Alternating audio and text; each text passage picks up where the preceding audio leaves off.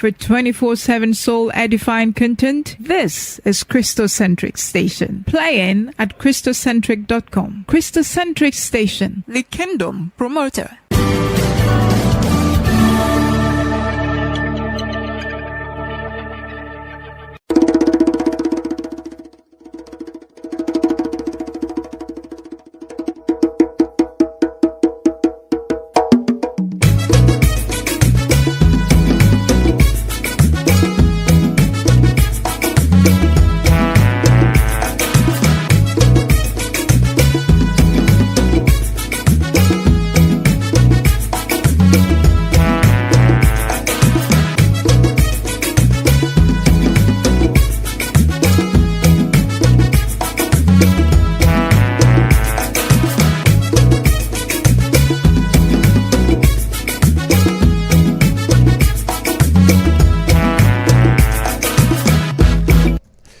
Good day, ladies and gentlemen. You're welcome to another edition of the Kristocentric News live on the Kristocentric Station. We are broadcasting from Accra, Ghana, and I'm your Christian news anchor, Yeboah Edwin Takyi. And today, we're continuing the topic that we started some time back. A topic that has resurfaced again in the light of increased public concern about safety. We are talking about human trafficking and human smuggling. And I have with me in the studio two key prosecutors for the ASTEP Department, the Ghana Immigration Service, Dsi Yussif Misbawu and Dsi Mensah. Good evening, Dsi Yussif. Good evening. I hope you're good. I'm good. Welcome back. Thank you so much. So I'm continuing from where we stopped the last time. During our last interview, we spoke about prosecution of, traffickers. Before I go into that question, what exactly is the ASTEP unit? For those that weren't able to join us the last time, just a brief reminder. Yes. ASTEP is an intelligence unit under the Ghana Immigration Service. And it simply means Anti-Human Smuggling and Trafficking Person Unit. We prosecute, investigate only trafficking and human smuggling cases. Yeah. Great. Last time we spoke about prosecution. You talk about we mentioned a case that was in court that you had victory in. Aside prosecution of human traffickers, what are the other means of fighting human trafficking and human smuggling in Ghana? Yes. So apart from prosecuting traffickers and smugglers, there are other ways and then means of fighting those two modern day slavery offenses or crimes. One is awareness creation, that is information campaigns. When you go to awareness creation, it is broken down into a lot of. One of the platform is the platform you and your Kristocentric station has given us. We create awareness through the radio and TV. We do one-on-one. Once in a while, we go to the public to talk to people one-on-one. We try to go to religious bodies. We go to we get where we think those particular offenses are possibly capable of happening, and then we try to find a way to talk to the general public in all. Then, apart from the awareness creation, we do disruptions. Disruptions in a sense that if we have we have information that at this particular place, at this particular time, possible human trafficking or smuggling is going to happen, we go in and disrupt it. We make sure it doesn't happen, because when it happens, it creates so much havoc. Smuggling is against the state, and then the trafficking is against the person. So we don't have to wait for it to happen before we do something about it. So we do disruptions. Then sometimes we do interceptions. If we are not able to disrupt it from the beginning, they've put themselves together. It's almost about happening. Most of the times, this happens at the land borders, sea, or the airports, where we intercept the people instead of allowing them, because most our mandate especially is cross the transnational nature of those two crimes. Okay. So once they are about to cross any of our national borders, whether coming in or going out, we intercept them. So basically, these are the three major reasons, but there are others. But these are the three major ways, apart from prosecution, that we can use to fight trafficking and smuggling. Okay. So, for one, I've heard about people being offered job opportunities abroad, and that turns out going sour. Human smuggling, recruitment agencies, travel agencies. Is there a correlation? And if yes, what is the correlation? Yes, it's a beautiful question. The fact is that recruitment agencies, the travel and tour agencies, and then us, when it comes to smuggling, the difficulty or the problem with us is that there is no correlation. The correlation is just that they are the people, especially this modern day smuggling that we have. The travel agencies and then the recruitment agencies, they are the catalysts, they are the agents that are used for human smuggling. So the point is that a lot of people don't understand the real smuggling, because they tend to paint the picture as if it's they offering or giving you any help, doing you good, but indirectly pushing you into a lot of problems. So travel agencies, we don't even frown on their activities. Travel and tour agencies, same. But the way some of them, especially the unlicensed ones, operate is where we have issues of human trafficking and smuggling. So the chain is that whenever you are able to get access to any recruitment agency and they recruit you, you are given any job offer and what have you, the best thing is to do is to come to immigration service to confirm that, oh, I have this job offer. Is it good? Am I okay to embark on that, or should I accept or reject? We'll give you our professional advice on that. So travel and tour agencies and what have you, especially the registered ones, we don't have so much problems with them because it is easy to trace them.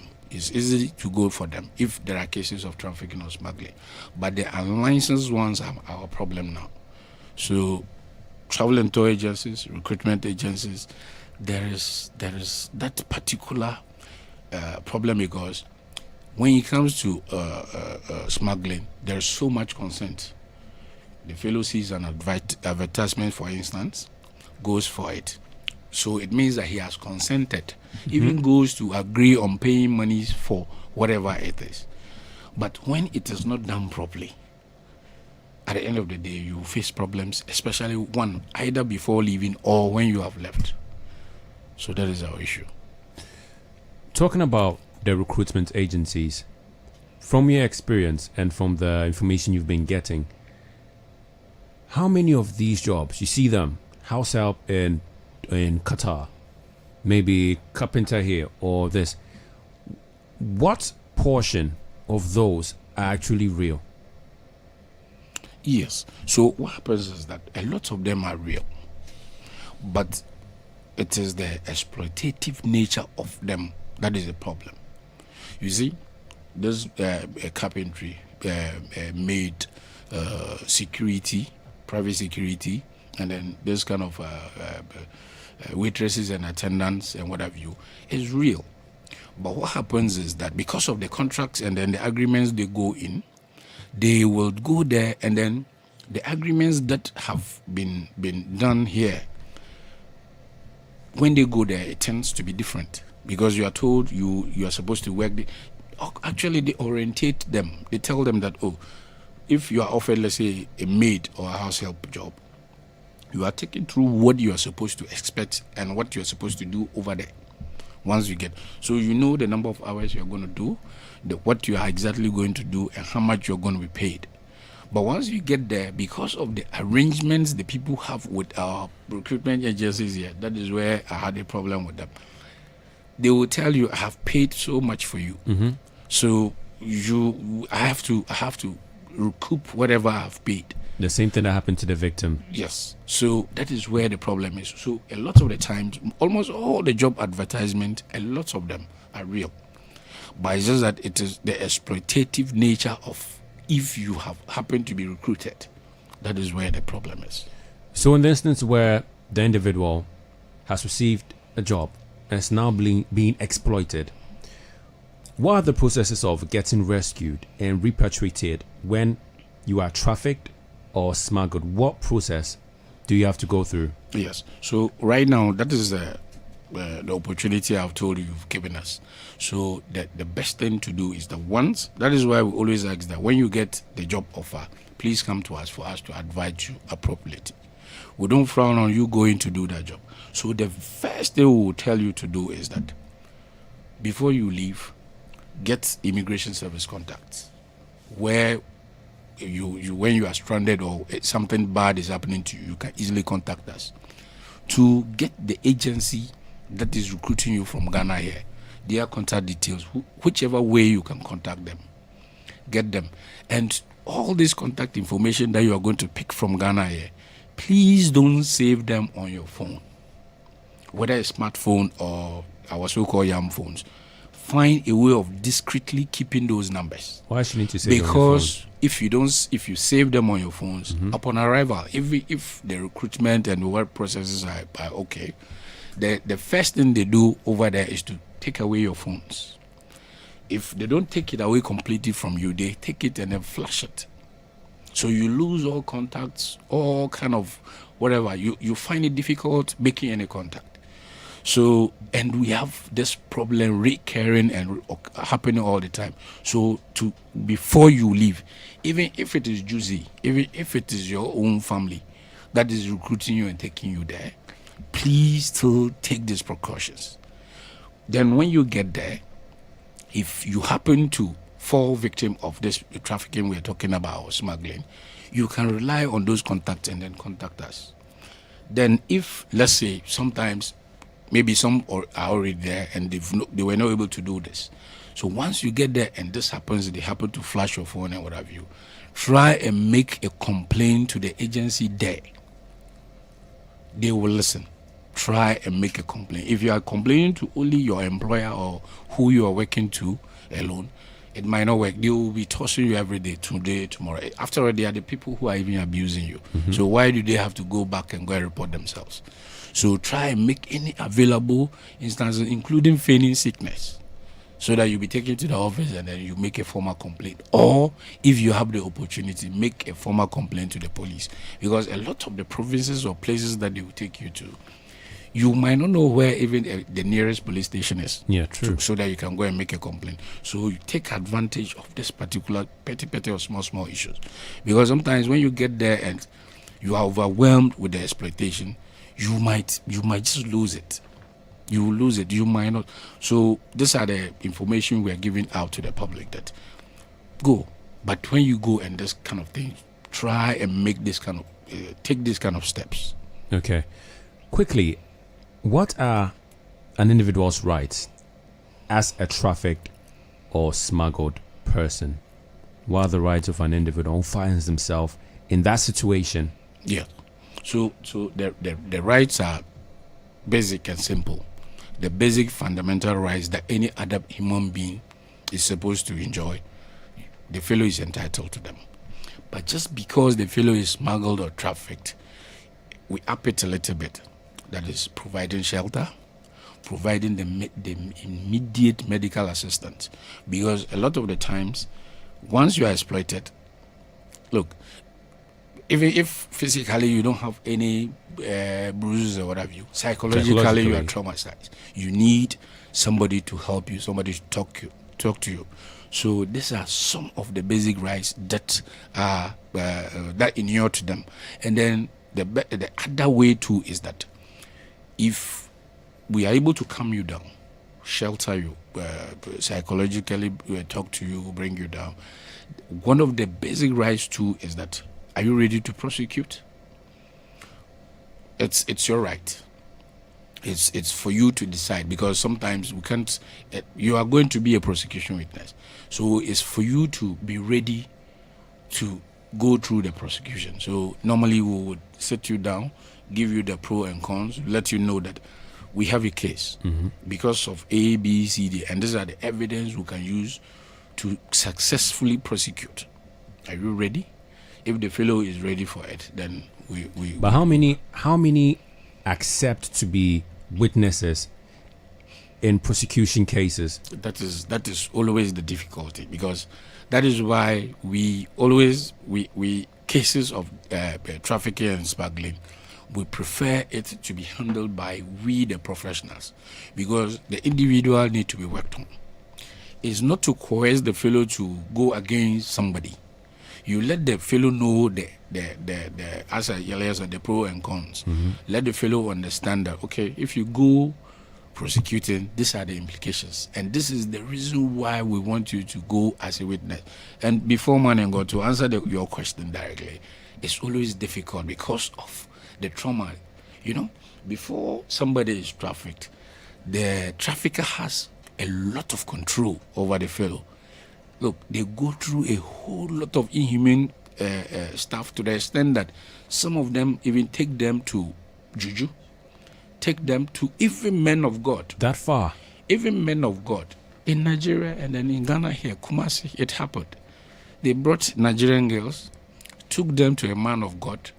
He prepared some stuff and what have you, prayed and then spoke in tongues and what have you, and laid curses on them that if any of them try running away or reporting their traffickers to authorities, one, they will run mad.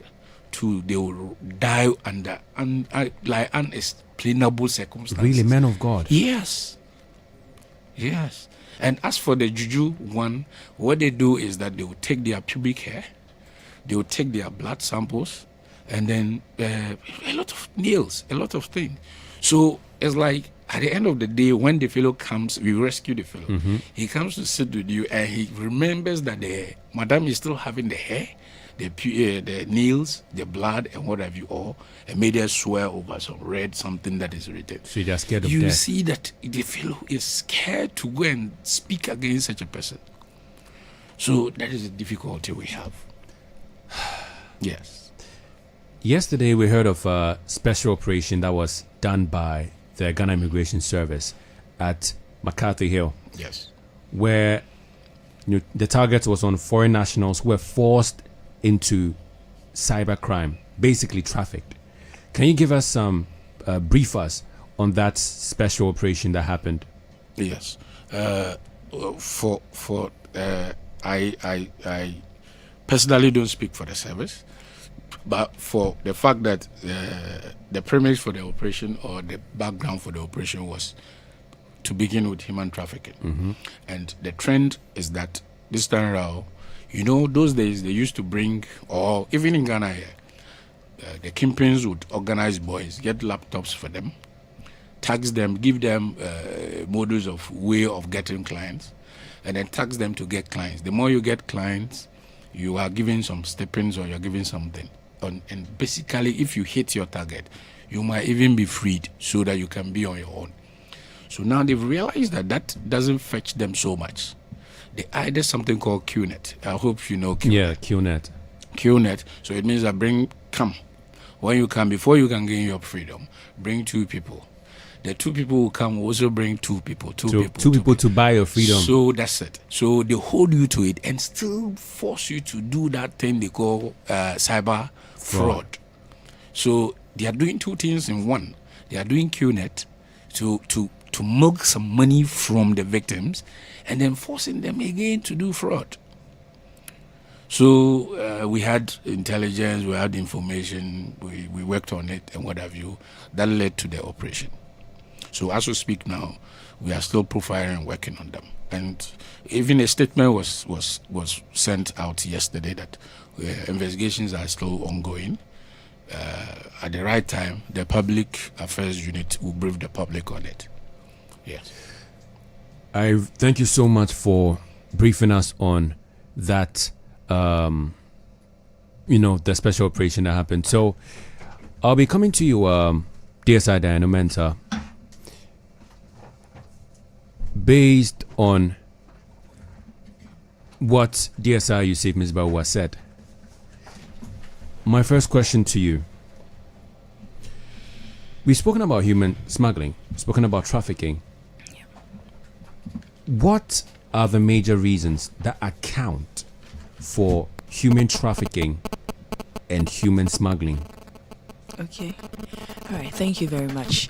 Well, if we are to talk about the reasons that account for human trafficking or smuggling, first of all, we all know economic inequality, the gap between the rich and the poor countries, the gap between the rich and the poor, the human need to always want to do more, get more. Yes. So in the quest to get more and more, some people get trafficked, some get smuggled. You see, sometimes, for instance, like the victim we brought the other time. Yes. She was working here. She was sewing. She's skilled, okay? So you would ask yourself, why would you want to go to someone's country to be put through this circumstances or conditions that she went through? But then again, human needs are insatiable, so she wanted to improve. She wanted to do more for herself, and then that resulted to that. Also, we have let's say instability. So sometimes war can, but I think for Ghana we have not gotten there. Yes. And I pray we don't. Thankfully. Amen. Yeah, so yeah, that's also there. And also I'll talk about strict immigration policies. See, sometimes too, when the system is too rigid, people try to find other ways to move about. Mind you, migration is not a problem, but it's the illegality of it that results to the problem. So if I want to travel outside Ghana, I go through the proper means and everything. It's not an issue. I get the right documents. I get the right things I need to go through. But some people want to travel probably outside Ghana. They want to go to the US. They want to go to any other country. And then you don't go through the right means. You get someone to get you falsified documents. You go there and you're an illegal immigrant. The law catches up with you and they can deport you or you lose your money and all that. Has there ever been a situation where, for example, someone wants to go to the US? They've paid somebody to take them to the US, but they end up in, let's say, Lebanon. Other cases like that, you want to go to a particular place, you pay for that, but you don't end up there. You end up being trafficked to a different country altogether. Oh, it happens all the time. Sometimes they'll tell you, okay, I'll take you to your destination, but we have to go through this other country before we get there. And they'll give you flimsy excuses. Okay, if we go here, there will be this and that. Recently, we saw there was this documentary of a UPSA graduate who, I think, he wanted to go to Russia. Okay. Okay, yes. And I don't know if you saw the documentary, but what they put them through and all that. So, yeah, it's a thing that happens. And we all know of this. They go through the desert. I've forgotten the name of the country. But some of them, they take you Libya according to years. So that is also something that happens. Like I said earlier on, if you want to travel, which everybody is entitled to, okay, the world is a global village. No one is limiting you to stay in Ghana or where you are from. But if you want to travel, just make sure that you contact the right authorities, get the right documents, and do it well. Dsi Yussif Misbawu spoke about consent. What is the effect of consent in human smuggling? What's the importance of consent in human smuggling? Okay, so let me say that consent does not eliminate victimhood. The fact that I have consented to you that, oh, I want to travel, okay, doesn't mean that I cannot become a victim. So what happens is, especially with smuggling, the victims, like Dsi Misbawu said, would even go to the extent of footing their bills. They'll go to the extent of giving you the money to acquire the documents and all. But there's something let me say the facilitators hide normally from them. Because if I should go through the right channels, go through probably the embassies and acquire my visa and everything, I know that it's a straight route for me. But if you should engage these third parties, that is where they will tell you have to go through this country before you get to that country, and then it doesn't become a straight route. Like there's always this I want to use a local term. Lugu. Thank you. There's this lungulungu there. So this lungulungu creates uncertainties, and it is not spelled out to you, the one who wants to travel. It is when you get there that you realize that, oh, okay, there was this that I wasn't told. And that's where the exploitation sometimes can come in. Is a smuggled person really a victim? Looking at the QNet case, Yeah. they have been trafficked, but now they're also calling other people to fall in that same trap. Is a smuggled person really a victim? Yes, we treat them as victims because, first of all, if I come to you, assuming you are a facilitator, and then you help me to be smuggled, when the law catches up with me, I have flouted the law. However, it doesn't negate me from being protected. If not that, then we would always have people preying on others' ignorance and their lack of education. You get it? So the fact that people always want to travel and then they want to migrate doesn't mean that if they come to you and you are in the position to help them, or you claim you are in the position to help them, you prey on them. So yes, smuggled persons are victims, or they can be victims, assuming this lungulungu I'm talking about comes in and then they are exploited or victimized in the course of the journey. Then they become victims. Wow, so much has been said. Our listeners are listening, our viewers are watching. What are your final words to anyone on this issue? Okay, so from where I sit, my passionate appeal to the people out there is, we all want to grow. We all seek greener pastures. Like family is depending on you. You want to do better by your mother. You want to do better by your children or your family at large. But just make sure that you don't engage the services of people who claim to help, who are not from the right authorities. You see, in Ghana, we are so much interested in consulting third parties. Even if the person goes to the passport office, instead of walking straight to the office to engage the authorities or the people there, no, they would rather stand by the gate and then talk to someone who claims, oh, I work here and I can help you get your passport. Okay, we should shy away from that. And also, looking at what people go through when they are smuggled or trafficked, I would like to passionately appeal to the people out there that it becomes so personal for me, because sometimes when you see the kids out there, like the kids that we get in our office who are trafficked, it's inhuman. Sometimes you can't even sit in your office. You have to open the door because the place is all stinking. Sorry for that word.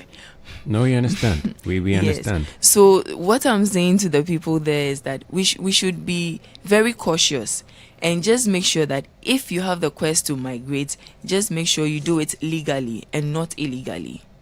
That's all. And I'm guessing if they have any plans of traveling abroad, or anyone comes to an opportunity to give them a job outside the country, they need to come to the Ghana Immigration Service to confirm. Certainly. Is it free?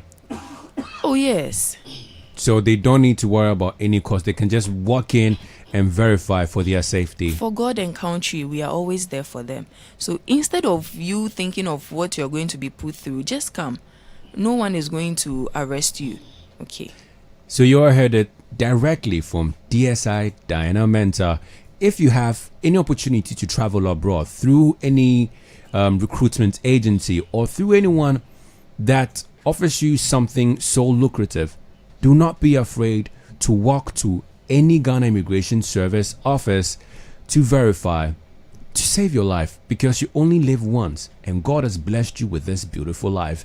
Do not let anyone put that in jeopardy for the sake of money or anything. That brings us to the end of the Kristocentric news. For more news and sanctified content and stream us live on air, you can log on to www.kristocentric.com and like and follow us on all our social media platforms. You can also download the Kristocentric app on the App Store and the Play Store and enjoy 24/7 sanctified content anywhere at any time for absolutely free. My name is Yeboah Edwin Takyi, your Christian news anchor, and I always remind you that God is not done with you. Your best is yet to come. Please enjoy the rest of your day.